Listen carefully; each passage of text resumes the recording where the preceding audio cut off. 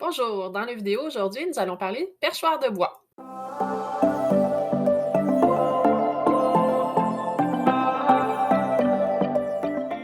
Donc, il y a plusieurs matières qui s'offrent à vous et puis on va décortiquer tout ça ensemble aujourd'hui. En fait, quand vous achetez une cage d'oiseaux, vous avez un perchoir de bois qui vient avec la cage. Donc, c'est ce qu'on appelle un goujon. C'est un perchoir rond qui n'a pas de forme dedans. C'est simplement un perchoir de bois, souvent en pin. Maintenant, il y a plusieurs sortes de bois qu'on peut mettre dans la cage de l'oiseau, tout dépendant de la grosseur de notre oiseau, s'il est très destructeur ou non, et puis s'il a des problèmes de pattes ou d'arthrite, si c'est un jeune oisillon ou si c'est un oiseau plus adulte. Donc, on va regarder tout ça ensemble aujourd'hui. Je vais vous présenter les différents perchoirs de bois qu'on offre sur la boutique. Et puis ensuite de ça, vous pourrez prendre votre décision à savoir quel est le meilleur perchoir pour votre oiseau.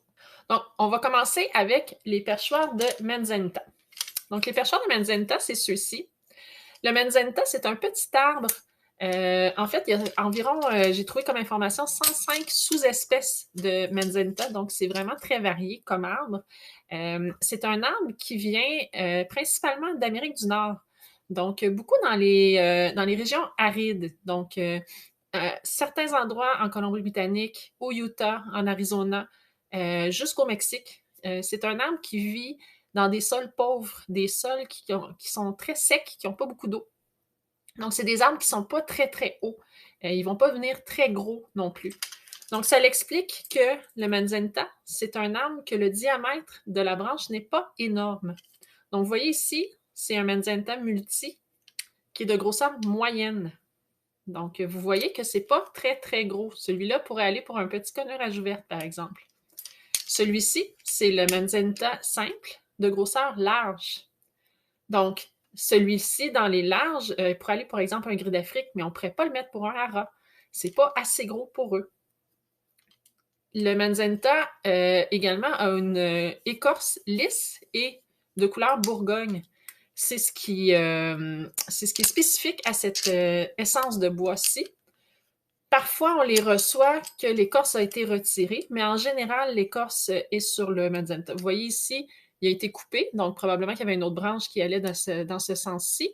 Alors, on peut voir l'intérieur du bois, qui est quand même de couleur beige, mais l'écorce est vraiment de couleur bourgogne. C'est vraiment spécifique au manzanita. Donc, si vous choisissez une branche de manzanita sur la boutique, vous pouvez toujours écrire, pour toutes les branches, vous pouvez toujours écrire dans la case commentaire quelle est l'espèce de votre oiseau, pour qui est destinée cette branche-là, pour qu'on puisse faire le bon choix pour vous.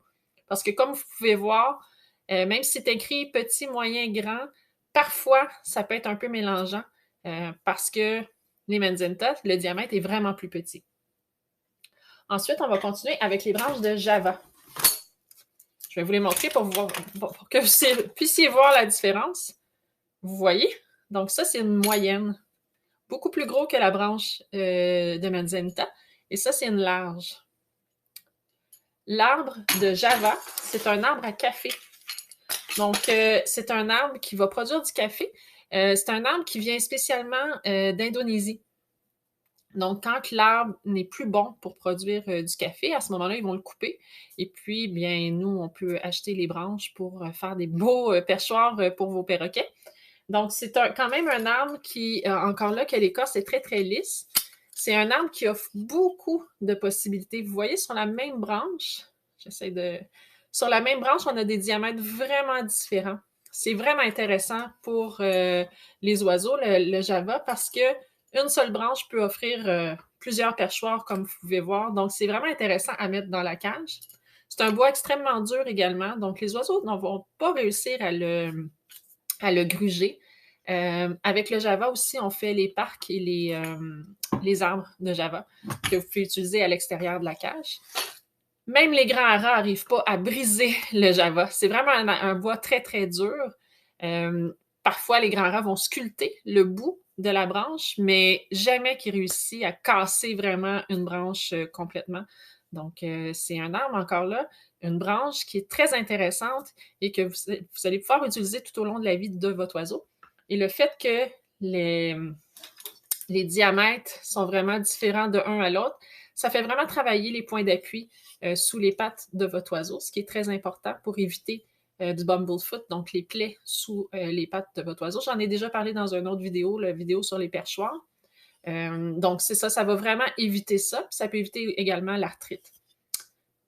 Par contre, quand on parle de jeunes oisillons, donc les jeunes oiseaux qui commencent à se percher, le manzanita et le java, ça peut être des perchoirs qui peuvent être glissants pour eux si on ne donne pas le bon diamètre à notre oiseau. Donc, c'est très important que l'oiseau puisse bien se percher sur la branche.